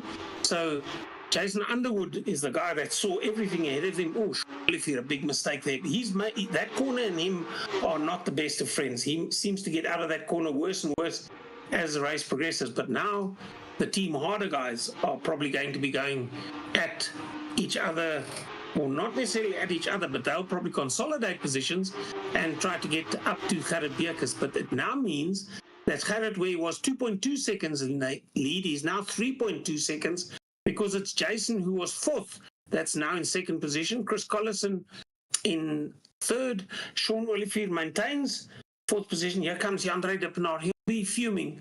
But mistake made. It was a chance that he took into the game, and it meant he's down into fifth position. And with this view, you can see just how hard the drivers are working. Look how the car is fighting them, just driving over the bumps. The steering is kicking the wheel. Then they get in the corner. There's the oversteer that they're constantly fighting and having to counter steer it. So watch into turn one, how much steering input is required. Hard on the brakes. You see they're fighting it. Down to second gear from sixth gear.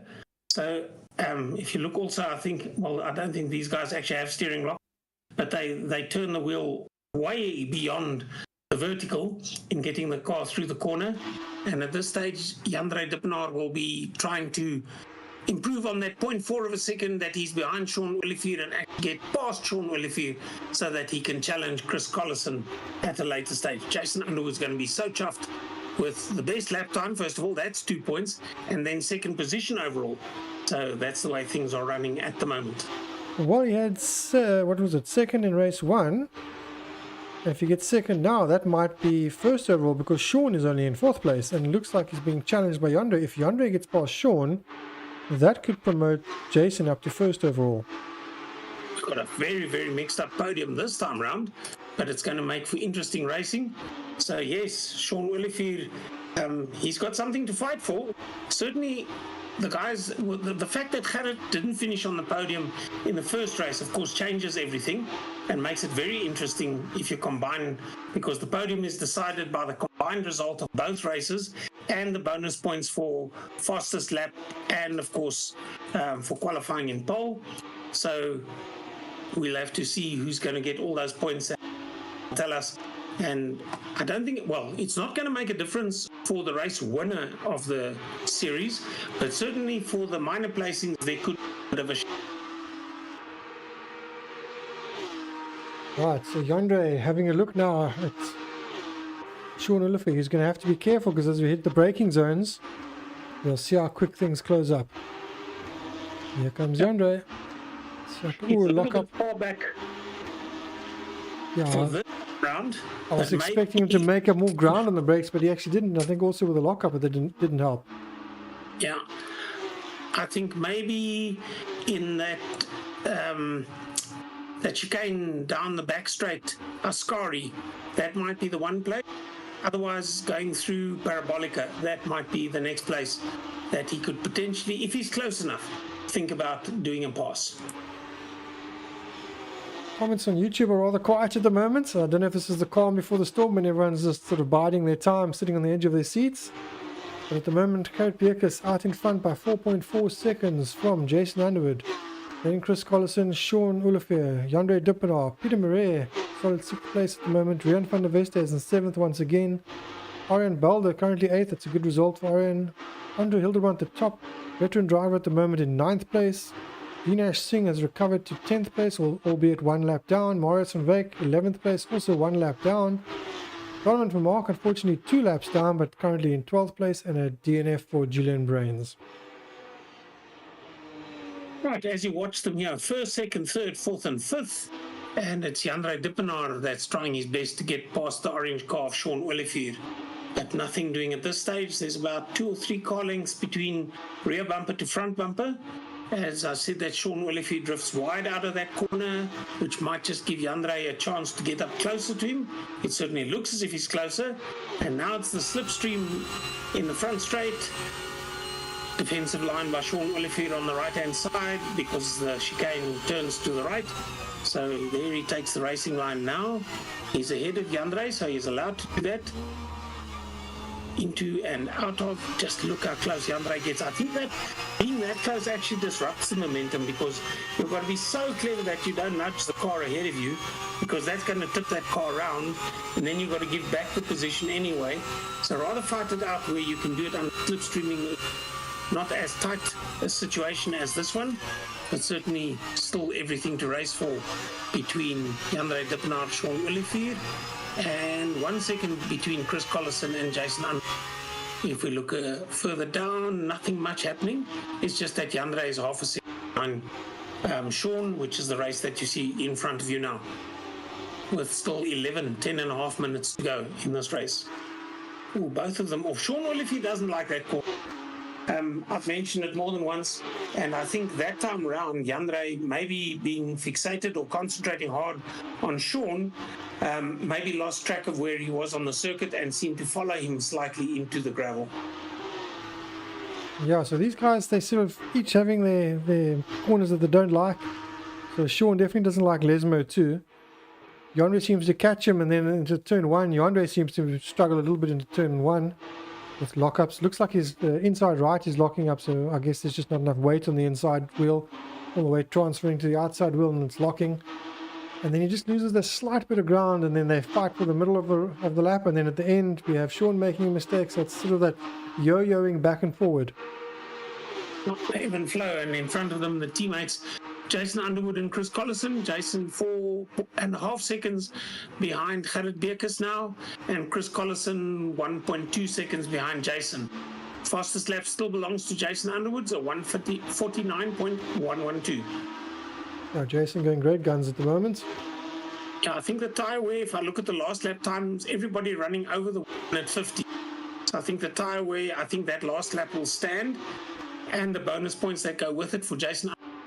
So pretty much settled now. Gerrit has done more than enough. That 4.6 second, 4.5 second lead, just enough to concentrate on his own racing style and conserve tyres and stay in there fairly comfortably. Yeah, it's kind of very different to race 1. Race 1, we saw the drivers, 2 fast drivers working their way through the field. This race, they both had a good start.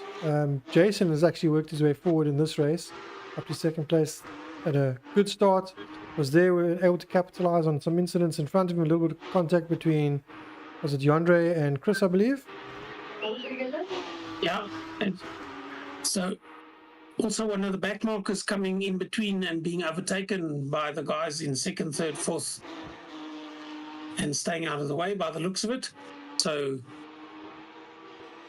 I believe is Marius van Wyk that's being lapped, moving over to the side a bit too much. a little bit, yeah, overdoing the bit of moving over to the side, but nonetheless, the intentions were good.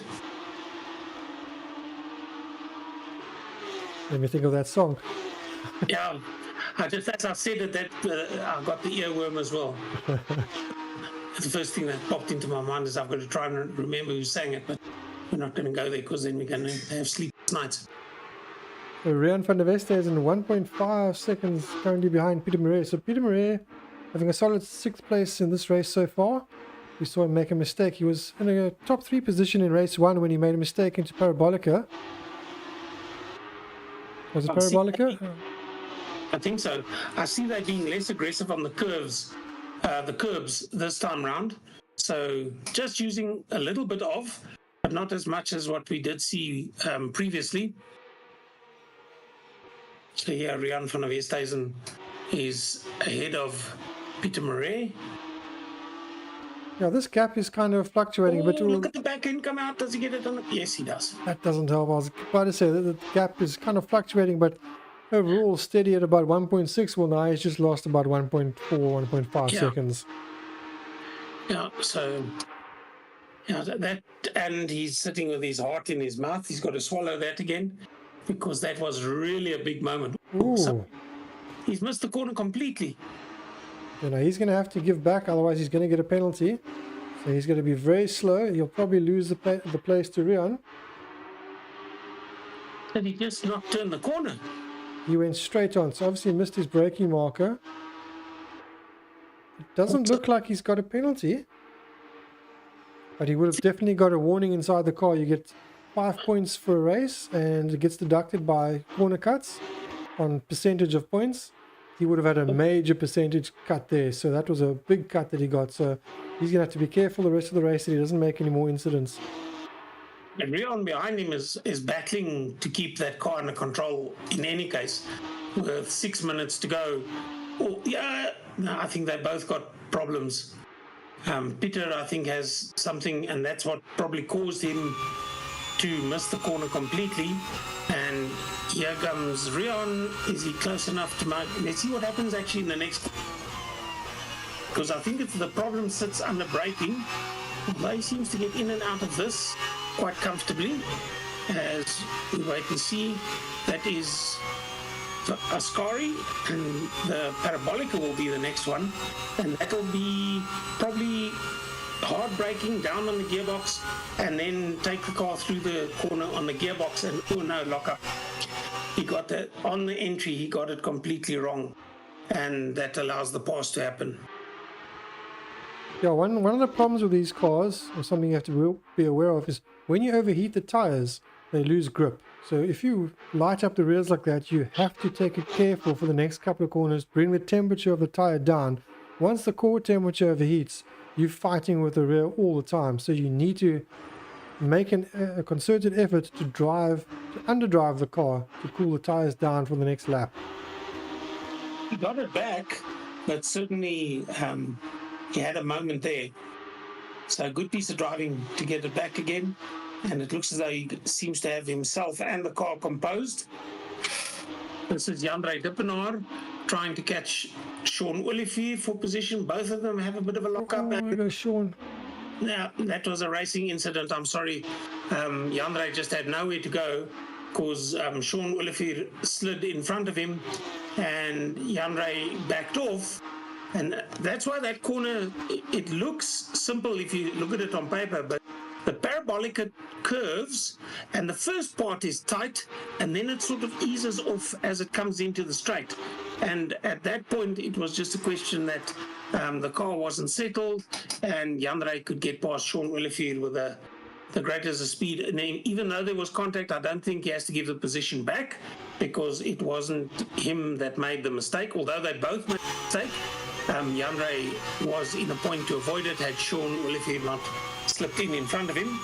But the battle is on between Peter and Rion that are fighting each other out here still. And Yeah, I think Yandre was just unfortunate there, but it's just how it goes. It wasn't his fault. He was at least keeping it to the inside, so not much he could do there. Yeah, and that's what pressure does. If you're there and thereabouts and putting pressure on your competitor, you're staying right onto his bumper.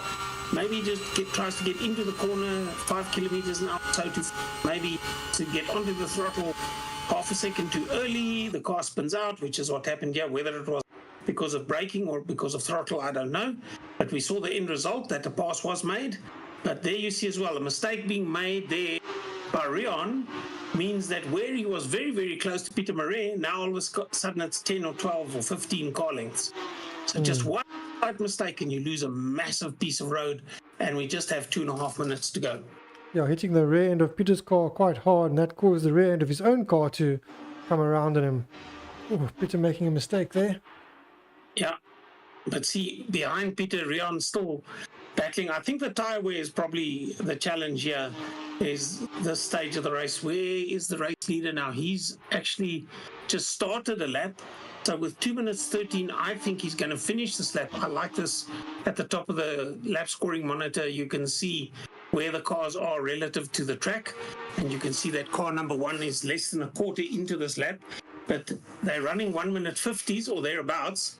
So with 1 minute 55, he's going to finish this lap and then start the final lap. So we're on the penultimate lap, in my reckoning. And in the background, everything looks pretty settled. We have Jason Underwood once again in second place. Chris Collison looks like he's maybe settled for third place, unless he just didn't quite. Oh, in the background, Orion Boulder getting it all wrong.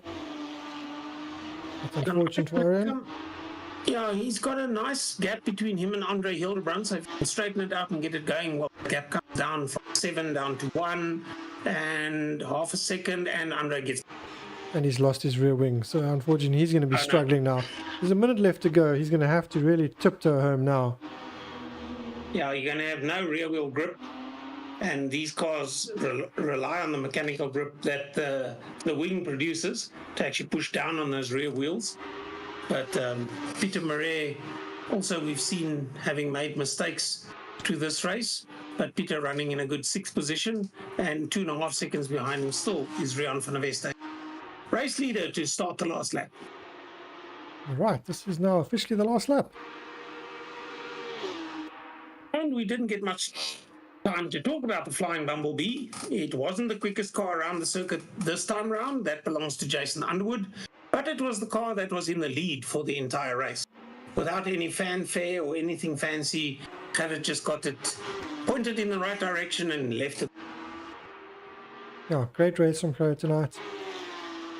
Having a solid round, race 1, because he had a terrible start and kept his cool, worked his way forward in the race. And then, of course, in race 2, just got a good start and has just left everyone behind. And that is why he is our champion for this series.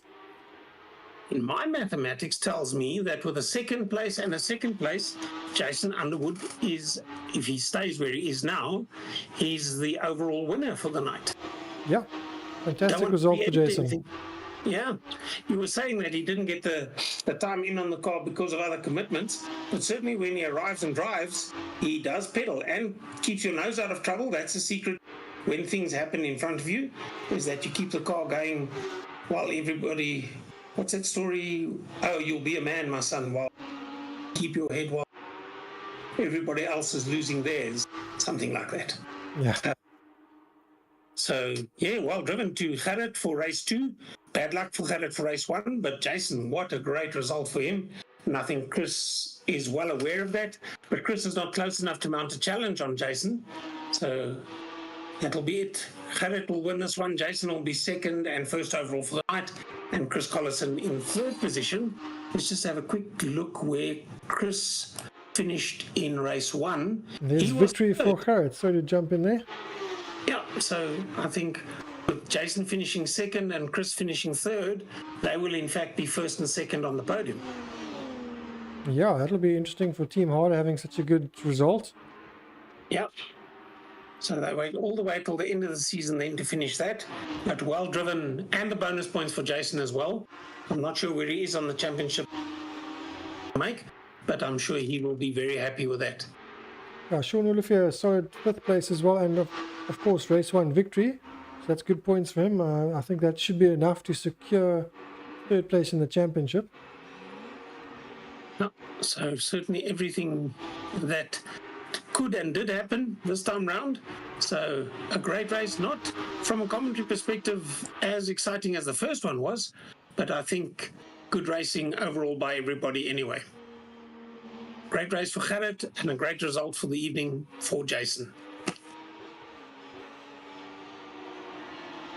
All right, as we see Peter Murray rounding the Parabolica with Donovan from Mark right behind him. Of course, Donovan is a lap down, so that's just to look good, I guess. Great result for Peter there, 6th place. Well done, Peter. Rian van der Westhuizen coming across in 7th place. Andre Hildebrand will take Veterans Honours. It looks like he's finished already, so he's just cruising around unless he has a problem. I believe he's just cruising. I think he was a lap down, so I think he has finished. Dinesh Singh also, I believe he has finished already. So I think everyone has crossed the line. So we are going to wrap it up, go to an ad break, and then we'll be back shortly with our top 3 drivers as well as our championship winner and have a word with all of them. Well, that'll be at least 3 of them, possibly 4 of them. So we'll be back shortly. Please stick around and we'll chat to everyone in a moment. Speak to you then.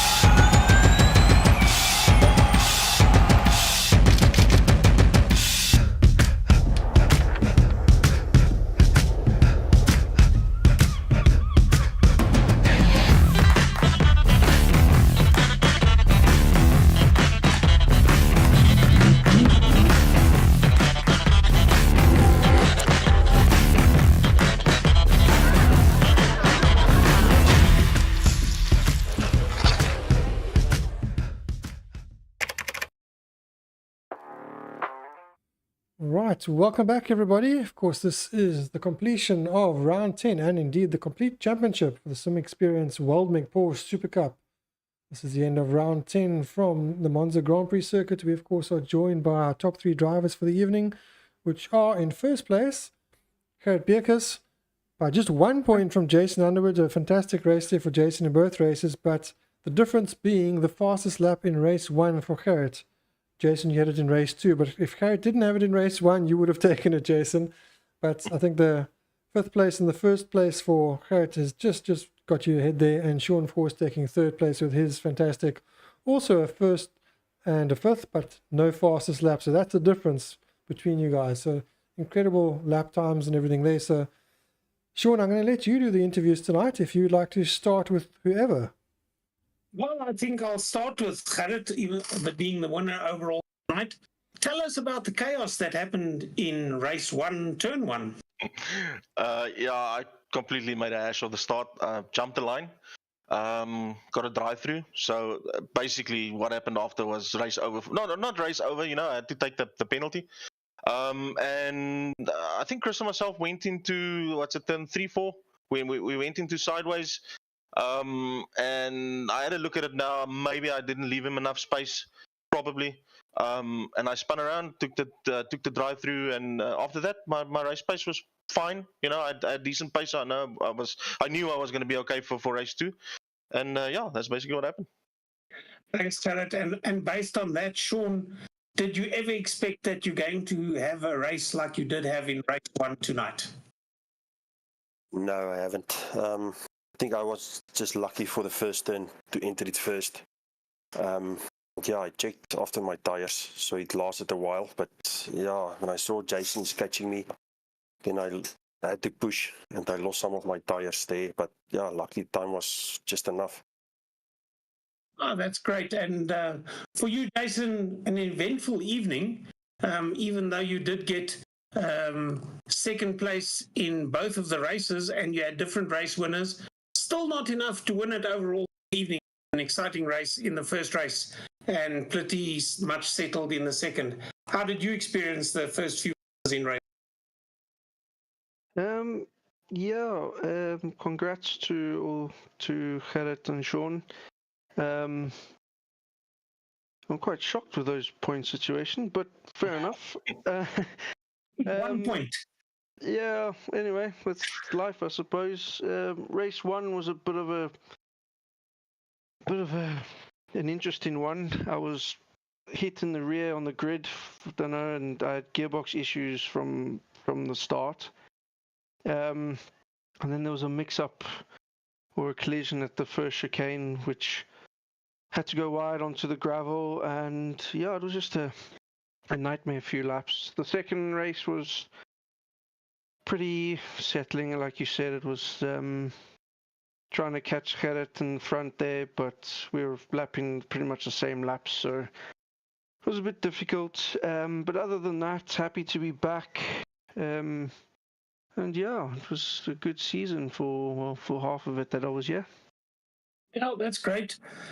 Just so that, Dennis, maybe you can give the actual points scored for the evening, just to let the guys, with the bonus points and everything that did come into play, how close it really was for 1st, 2nd, and 3rd tonight.